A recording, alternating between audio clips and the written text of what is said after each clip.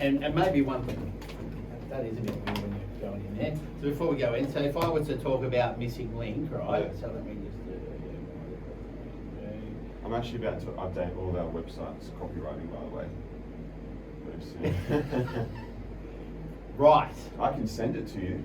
I can send you the copywriting. That would be excellent. Yeah. All right. So that would be good, because what I was just going to do was just your blurb on your website. So you know, Perry Henderson, this is it, and you know, I was just going to read this is what we do.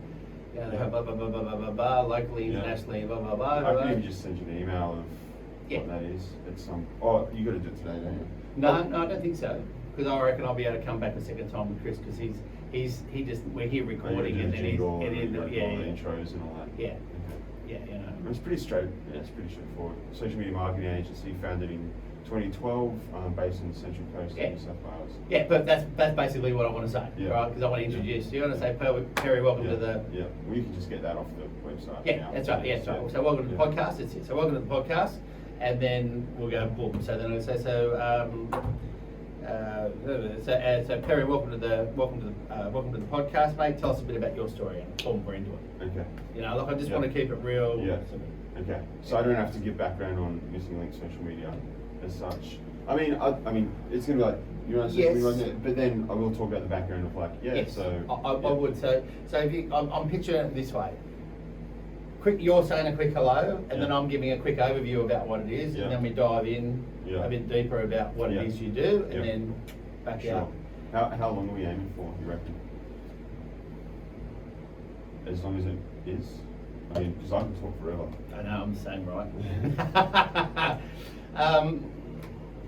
Podcast, like, just give you a bit of research that I've done. They can get anywhere from, I've seen a bloke doing 3-minute podcasts. Yeah, to 15 minutes, 22 minutes, half an hour. Yeah. Like you can 50 hour minutes. and a half, 3 I've seen an hour and a hours. half. I've seen fucking some of them. I look at it and I go, I'm not giving my life to that. Yeah. I'm not giving 4 hours of my life to that. Yeah. You know. Yeah. So, would the ideal be for you and I to talk? I don't know. We can talk. Because you think 10 minutes is a long time, but 10 minutes is a long time. No, it's not. No. So what I'm would you thinking think? at least 20 minutes. 20, Maybe 20 minutes to 40 minutes, somewhere in there. Yeah. So let's do that, and if the show ends up an hour by the time I anything into it, I'm fucking happy. Yeah. Because I'm aiming for like about 50 you can always minutes. cut shit out. Yeah. If you want to. So we're aiming for about 20, say 30 minutes? Yeah. 25, 30. Okay. Yeah. All right. Let's do it. You good? Yep. You got time? Checking time, 9:18. Yep. All right, so test 2. You're up. Check.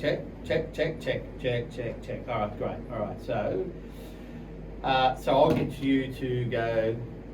Just say your introduction, if you could. Just. And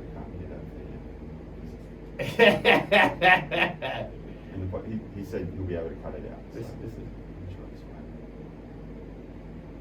Yeah, it's droning in the background. I can just hear it on your mic. Anyway, he reckons it's fine, so we can go ahead. All right, you ready? Okay, just if you could just give me your, hello, whether you're a hi, g'day, or whatever, that'd be great. Hey, so it's Perry here from Missing Link Social Media. Great, thank you. And then go with the tagline. Just real people with me. Okay. Real people, real community, real estate agent. All right, so I'll just give you say hello one more time because Chris always likes to one to pick from. We'll go with a hello again. Hey, so it's Perry here from Missing Link Social Media. Great, and the tagline? Real people, real community, real.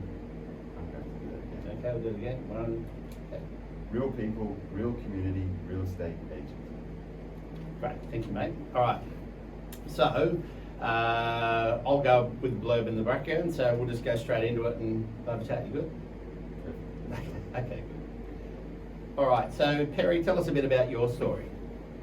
All right, so it's always interesting not knowing how far back to go when someone asks you that question, but I guess so. I actually grew up in Newcastle, in Charlestown. I went to Charlestown Primary School. Novocastrian.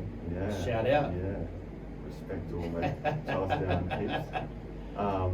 And then at the start of year 8, my dad ended up getting a full-time job teaching at high school on the Central Coast. And my brother and I moved down to the coast with my dad, following him in finally getting a full-time role. And my sister and my mum actually stayed in Newcastle for about a year. Mm-hmm. They ended up coming here as well. So I went to Terrible High School, and that was really fun. I initially didn't want to get into what I am in now, as most people. You've got a bit of a have career changes. Yes. I actually wanted to be a builder. Oh, really? Yeah, I'd signed the papers in year 10 to leave high school and become a builder. And I did TAFE in year 10. Mm. But then when I went and did some work experience, I had a bit of a back injury that was aggravated because of that. Just being so lanky, probably prone to back injuries, and I knew that wasn't something that I could do ongoing. Just put that kind of pressure on my back, and went to the physio, the chiro. I was in bed for like a week. It was pretty bad, and so decided to obviously stick it out, and ended up getting grades high enough to do a Bachelor of Business, and I thought, cool, that's nice and broad. It'd be interesting running my own business, but I just, at that point, saw myself working for someone else as it's kind of embedded that that's what we do, I think, throughout high school and even university. It's not really helping you start your own business. It's all about working for the man. Work for the man,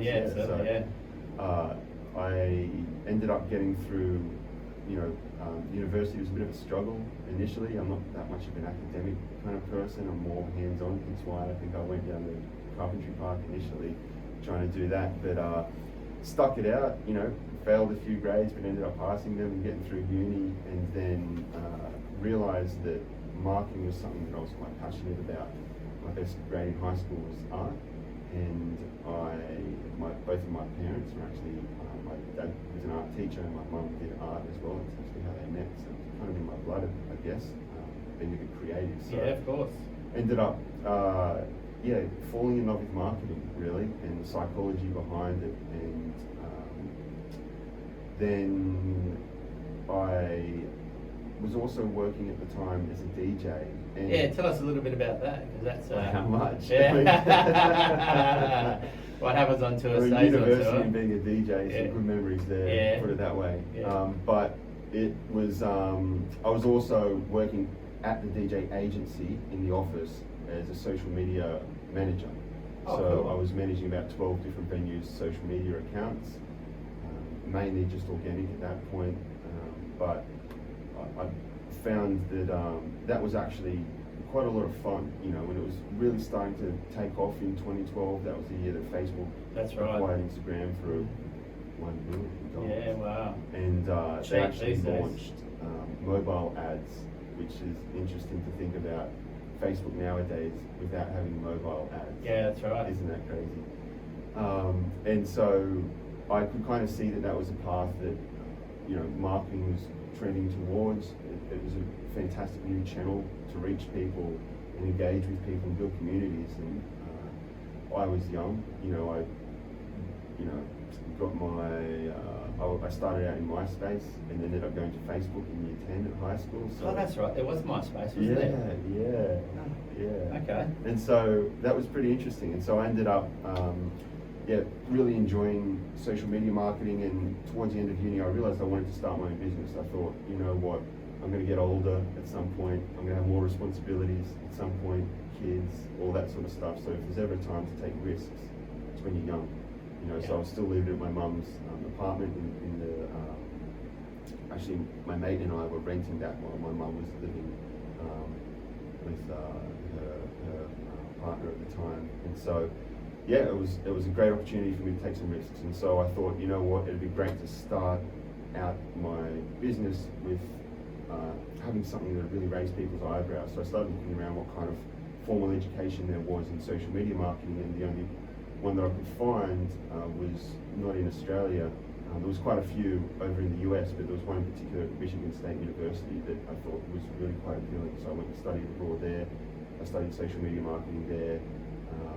and brought that knowledge back with me and started my business. Okay, so the missing link was born at that time, or was it something else in between, or it was straight into the missing Straight link? into it. I was doing my business strategy in my final months of university, knowing that very well I wanted to just jump straight into it. And So you already had the name picked? already had the name picked. That was the platform you were going to utilise? Yeah, already had the strategy done. I got a $10,000 loan through NAB to kind of kickstart the business a bit, and just went straight into it. And it's funny looking back though, how unprepared I was, because I think I really procrastinated a lot on getting my hands dirty. You know what I mean? Like, I spent far too long on strategy, far too long on planning, far too little on execution. But I eventually took the leap, started going to some networking events. I can still remember my first meetings, feeling like, ooh, this is exciting, I'm in a meeting. I can't wait to go home and tell my mate that I went to a meeting today. You know, it's funny, you know. It is very easy to let perfect get in the way of getting started. It is. And you don't know sometimes, because you think you're doing the right thing.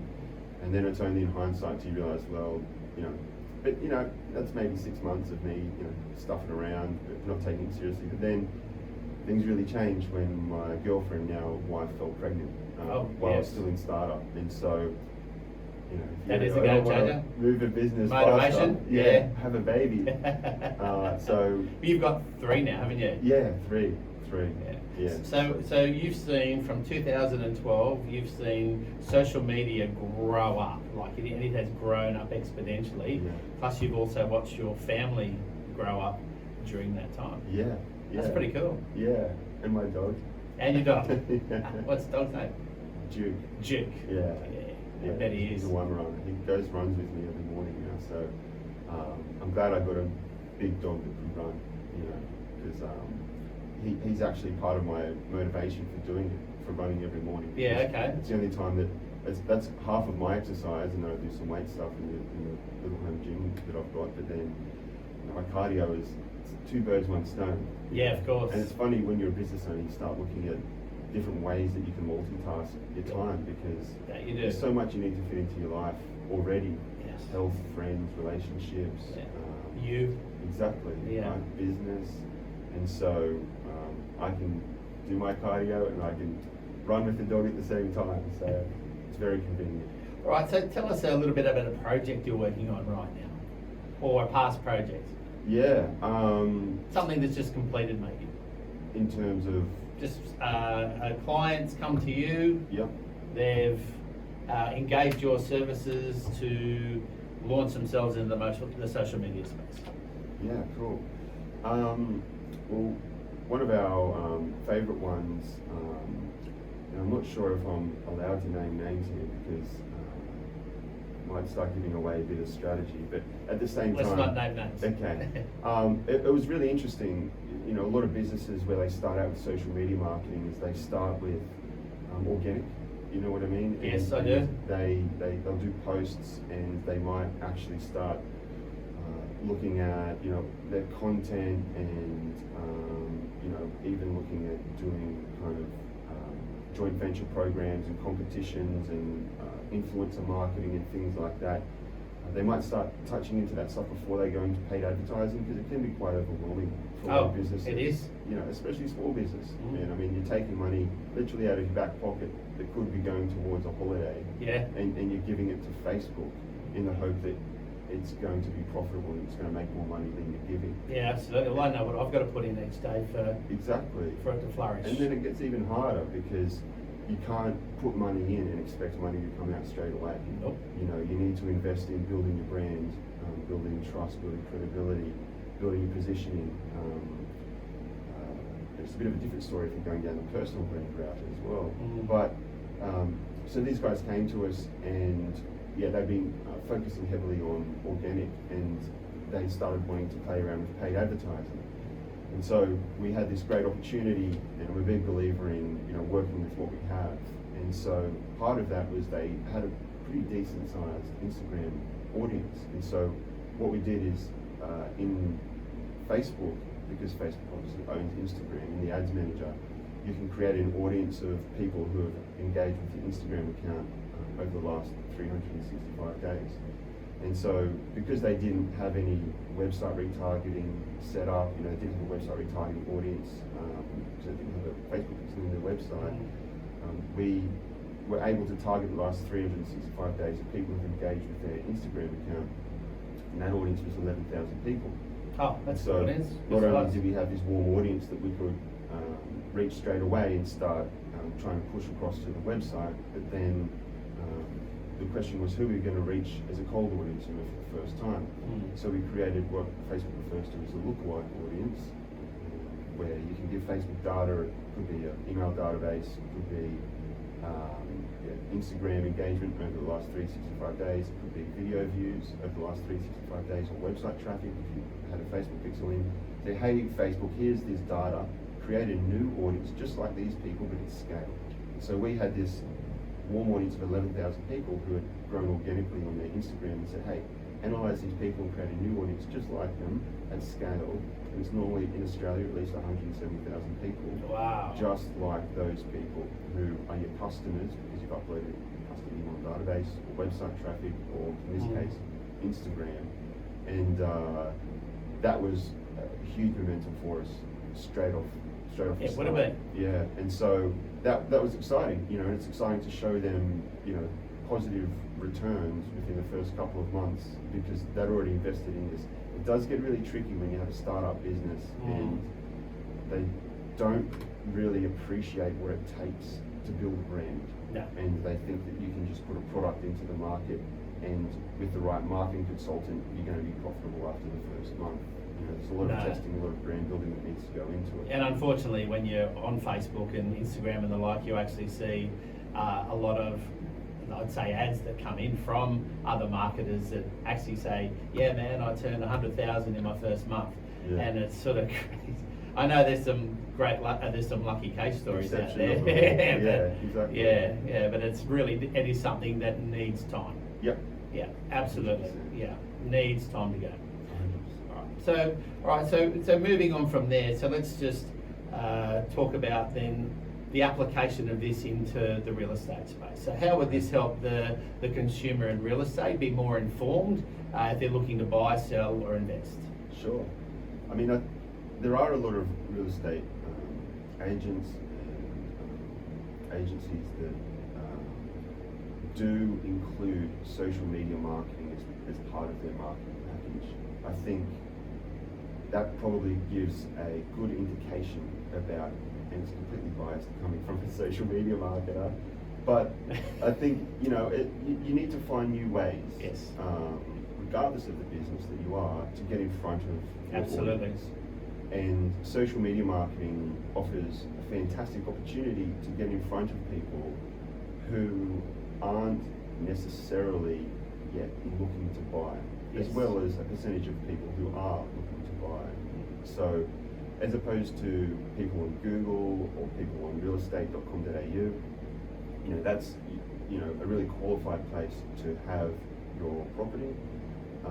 But you know, there's the high majority of people who could be a buyer at some stage aren't necessarily looking right now because No. it may not be the right time, or they may not think it's the right time. But if they saw the right property for the right price, then, you know, it might start triggering a conversation with their partner, or as an investor, they might see this as a golden opportunity, and it's something that they may not have arrived to because they weren't hunting. You know, Yes. They weren't an outlier, they weren't searching. Yeah, it's almost like Facebook has replaced the magazine.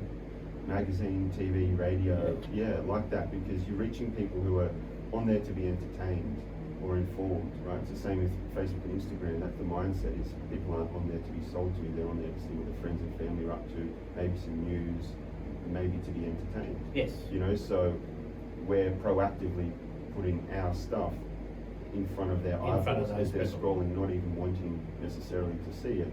However, that's where the targeting comes in, and the copywriting comes in, and, you know, the graphic design comes in to try to get their thumb from stopping. So it's a great opportunity to reach people who aren't necessarily in the market, and then of course there's a percentage of people who will be, but you've got this beautiful opportunity to do both. Yeah, So, absolutely. I think that's one of the huge advantages of being a consumer, trying to find an agency who, you know, takes a modern approach to promoting your one of the most significant things that you will ever own, and entrusting someone to sell for you. So, Yeah, absolutely. yeah, it's and it can be as simple or sophisticated as the company wants to make it. You know, like I said, you can just do an organic post, but you know, you should probably not rely on that, because these days you're only going to reach maybe 3% of the people who follow your page, your business page, right? Yeah. Because the newsfeed algorithm has gone down so significantly, especially since 2012.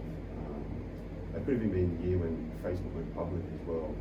But Oh yeah. and Good so luck with the yeah, shareholders, good luck yeah. to organic reach when Yeah. shareholders get involved, right? Yeah, that's right. They're there to make money and see ad revenue coming in. So you do, and that's why our agency specifically specialises in paid advertising now, is because it is a very much a pay-to-play game. Sure, there's a lot of exceptions, and that doesn't apply to everyone. You know, some things organically do really well. Some things that are quite visual, food, fashion, fitness, all that sort of stuff. Like it's quite visual, right? But there's a lot of other industries that sit somewhere in between, and some that are very difficult. Yeah, absolutely. So I think that it's certainly a good opportunity for a consumer to find a real estate agency that includes some form of social media marketing, ideally some paid advertising and some paid media spend, because you can actually target people who have an interest in realestate.com.au. You can target people who have an interest in first home buyer's grant. You know what I mean? Like, these are targeting criteria that Facebook has data on from people using Facebook Messenger or Instagram captions, whatever it is. They're not, as far as I know, they're not listening to people. It's crazy how sophisticated. We actually had this conversation. Yes, we have, mate. Yes. It's crazy the amount of data that Facebook has that you don't know they have. You know, they buy third-party data from other places. You know what I mean? So it is, you know, the pixels and the targeting, and it's just absolutely crazy what you can do these days. Absolutely. As an advertiser. Well, as you know, we've Carla and I, we've actually implemented, you know, a strong social media for a long time into our business. And for me as a real estate agent, I don't think you can be putting your property out there on the market and not be part of that. And not be part of that in a paid respect. Yeah. For certain, because you're just missing out on so many people. The world is such a busy, noisy place now.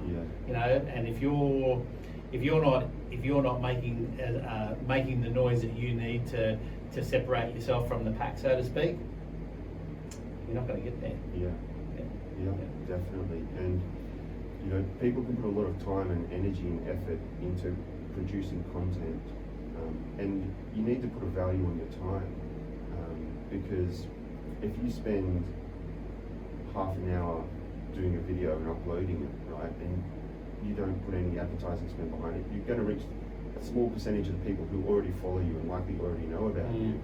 They're not necessarily new customers, right? So you should value your time. If you were to pay yourself a wage producing that content, then wouldn't it be worth spending at least that much promoting that content, when you think about that ratio of a one-to-one spend on your time versus investing in promoting it to people?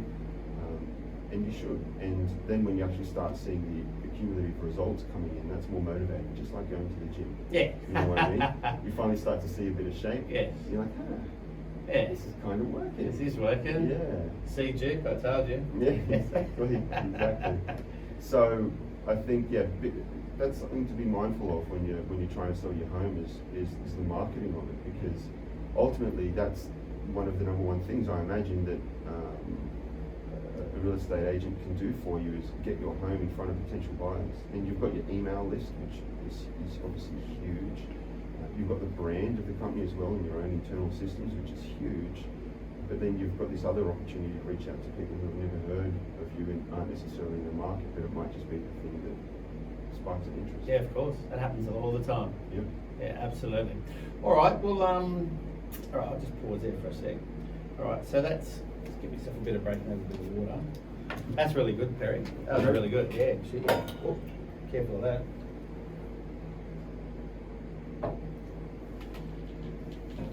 All right, so just let me look at a couple more notes and then we're going to see if we can steer it back in. Okay. Where are we up to so far in terms of time? It's probably about the 20-minute mark. About the 20-minute mark, yeah, we'll probably. All right, so that's next month. Good. You've been very good at not making it just about real estate, so everyone knows it's not just for real estate. So it's been very broad. You've targeted that. So what I'll do at the end of just so you're aware as well. So I might just ask. So what we talked about what the benefits are. So what's the future hold for your company? You know, just what's the future hold? So just where you see you going. Yeah. And then what I'll do when I wrap it up, I'll go into 3 takeaways. So I'll say, you know, my 3 takeaways from our voicemail, but I'll do that in post editing. Sure. You know, and bang 1, bang 2, bang 3. So it'll give you the summary of what it's about. I'd like, you know, then I'll give, you know, Missing Link a plug. If you'd like more information, head over to www.missinglink.com.au. Missinglinkssocialmedia.com.au. Yeah, go over there and I'll do all that in posts. Oh, okay, cool. Yeah, you know what I mean. And then I go into talking about next month, and so then the future, and this is the future for the podcast. Then, so to get to the audience to start participating, I'm actually going to ask them for a takeaway of what they got from last week's post. Yeah, you know, this comes off you and your little competition thing. Yeah. So if they come to me or they make a call, just send me an email. My takeaway from your Missing Link was this. You know, then what I'd like to do is then, you know, I'll announce their business, give them a plug on the business as part of, you know, thanks very much. Plus also offer a backlink to crayfisher.com, so we're all backlinked on one another and we're all fucking raising this. That's really it. Like, okay. I really don't want to be giving away giveaways like free iPods and fucking cash, because it's the wrong consumer. Like, I want you here for the content. Yeah. And if you're not here for the content, I don't fucking care, because otherwise we've got the wrong people anyway. Yeah, okay. Cool. Which is what you said. Okay, great. You know what I mean?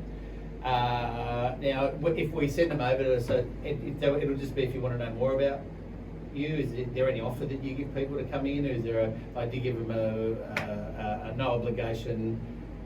Yeah, I mean, we do a 15-minute call to basically see if or how we can help someone. Yeah, that's always free.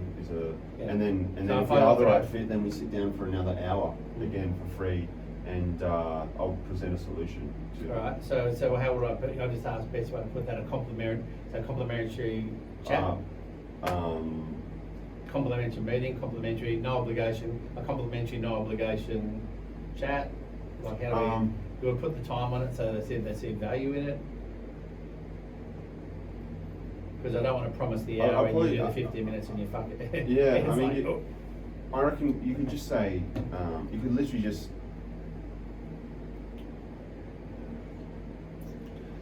Because to simplify things, I think it's just a 15-minute.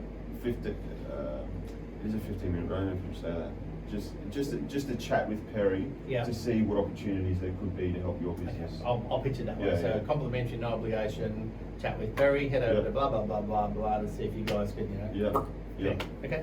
Easy. All right. So we'll just go into just a bit. So what's the future hold? Yeah. Okay.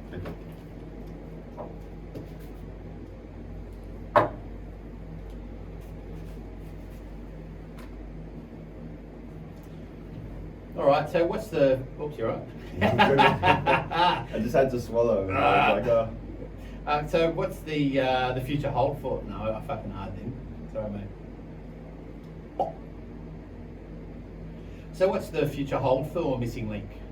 The future, we've actually just become certified Active Campaign partners. Active Campaign is basically a CRM as well as it's used for email marketing and sales automation. Yeah. So it's this idea of, historically we've generated, in this case specifically for services-based businesses, you see awareness and website traffic, but then downloadable resources to build their customer Yeah, we database. use the Active Yeah. Campaign. Yeah, it's great. And, Great bit of software. as well get inquiries, like leads. And so the problem has been that we've delivered this, but they haven't necessarily been handled in an ideal way. And then it's a bit of a shared responsibility between us as to the outcome of what we're able to do.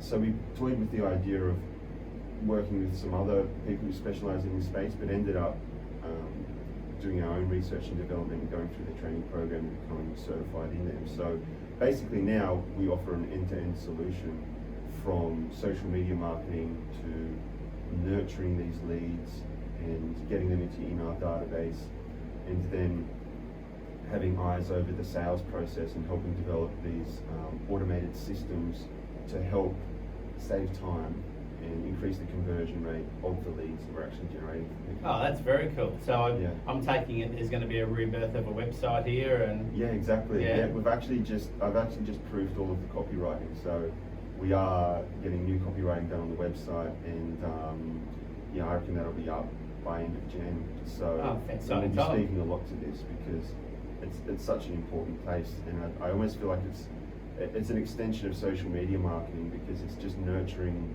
all of the efforts and helping convert the efforts that we're putting in at the front end right through to the back end in terms of, as I said, analysing sales systems and processes and nurturing people and sending them offers when they're ready. Like, it's crazy the amount of automation that you can do to bring people into a lead nurturing system, and then if they visit the website, you can have an email automatically sent to them, or if they open emails and they link clicks, then they get points, and when they hit a threshold of points, then you can automate an email to be sent to them, or you can get a notification to call them because you know that they're a warm lead.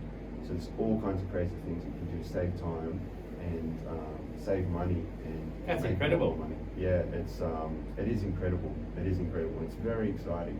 So we've now got Ben on board, who started out doing work experience with us, and then we tried him around in a few places, but he fell in love with this, and we said, cool, well, this is your baby, we'll help you. And so he spent the last 6 months doing his own research and development, and as I said, going through all of their programs, and I've been by his side through that as well. I help with the strategy, he does a lot of the implementation, but it's already seeing amazing results. I bet. It's very easy to do the front end, do the ad, get the ad up and running, pay the money, get the lead in, and then what? Exactly. And it's all about us helping, convert that lead and also attribute that lead to a particular ad, audience, or campaign, because you can get so hung up on a cost per lead or a cost per inquiry. Absolutely, you can. What you want to be focusing on is what's the cost per new customer, what's the customer acquisition cost, and through Active Campaign we can actually tie it back to the ad and the audience and the campaign, so that you're not just relying on cheapest cost per click or cheapest cost per lead, but you can start to basically analyze the campaign, audience, and ad by the quality of the lead, because you know the ones that are actually converting into actual clients for you. So, Yeah, right. And that's powerful. Absolutely really it is. That's Well, what everyone wants. Look forward to implementing that into my business. Yeah, absolutely. We can We've talk about that soon. got more work to do, Perry. Yeah. All right. So, Well, thanks for joining us on Let Me Introduce for this month.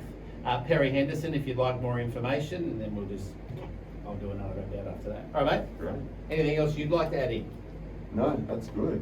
You sure? Yeah, absolutely. I think we covered enough ground to keep the. I hope I wasn't too long at the start with Nah, it's all good. the background, Oh, but you can always cut some of that out.